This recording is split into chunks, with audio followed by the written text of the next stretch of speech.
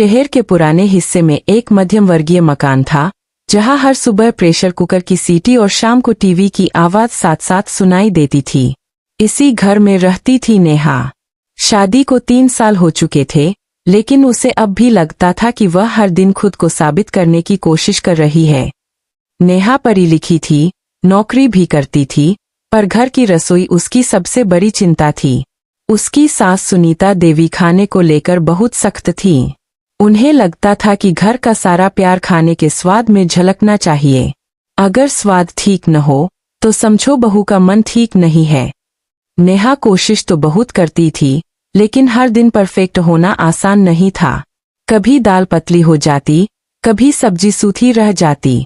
सुनीता देवी कुछ न कहें, ऐसा शायद ही कभी होता। एक शाम नेहा ने राजमा बनाया। मसाले जरा तेज हो गए। खाना टेबल पर आया तो सास ने चुपचाप एक निवाला लिया और फिर बोली, राजमा अच्छे हैं, पर हर बार एक ही स्वाद क्यों नहीं रहता।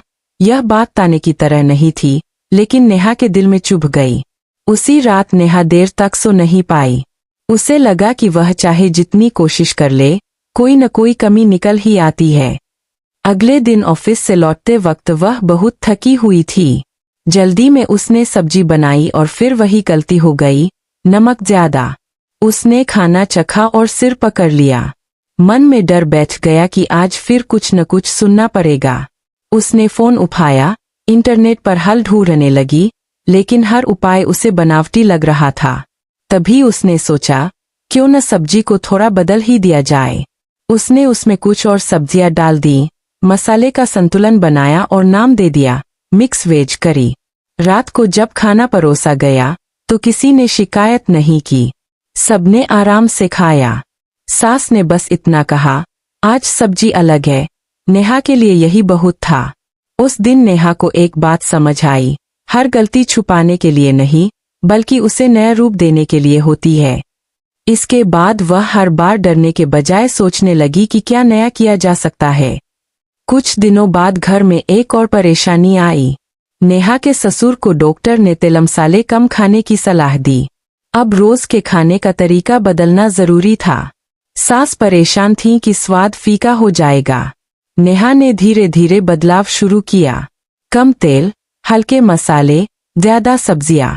शुरुआत में सबको अजीब लगा, लेकिन शरीर ने साथ देना शुरू कर दिया। ससुर की तबीयत सुधरने लगी। इसी बीच नेहा का बेटा आरव बाहर का खाना ज्यादा पसंद करने लगा। घर का खाना उसे बोरिंग लगता था। एक दिन उसने बाहर बहुत सारा जंक फूड खा लिया और रात में पेट दर्द से तड़पने लगा। डॉक्टर के पास जाना पड़ा। डॉक्टर ने साफ कहा कि अगर यही चलता रहा तो बड़ी दिक्कत हो सकती है। उस दिन आरव डर गया। उसने खुद कहा कि वह बाहर का खाना कम करेगा। नेहा ने उसे समझाया कि घर का खाना भी मजेदार हो सकता है, बस उसे सही तरीके से बनाना पड़ता है। धीरे धीरे नेहा ने खाना बनाने को बोझ नहीं, बल्कि सीखने का जरिया बना लिया। कभी नया मसाला, कभी नई सब्जी, कभी पुरानी रेसिपी में छोटा सा बदलाव। वह अब तारीफ के लिए नहीं, बल्कि अपने मन की शांति के लिए खाना बनाती थी। एक दिन सुनीता देवी ने खुद कहा, आजकल तेरे खाने में एक सुकून सा है। स्वाद हर दिन अलग होता है, पर अच्छा लगता है। यह सुनकर नेहा की आंखें नम हो गईं। उसे समझ आ गया था कि जिंदगी में हर चीज को एक ही तरीके से पकड़े रहना जरूरी नहीं है। बदलाव से डरने के बजाय उसे अपनाना चाहिए। जैसे खाने में अलग अलग स्वाद होते हैं, वैसे ही रिश्तों में भी। अब उस घर में खाना सिर्फ पेट भरने का जरिया नहीं था, बल्कि बातचीत, समझ और अपनापन बांटने का मौका बन गया था। नेहा ने सीख लिया था कि परफेक्ट बनने की कोशिश से बेहतर है सच्चा बनने की कोशिश करना। अगर आपको यह कहानी अच्छी लगी हो तो वीडियो को लाइक करें, अपने दोस्तों और परिवार के साथ शेयर करें और ऐसी ही नई कहानियों के लिए चैनल को सब्सक्राइब जरूर करें।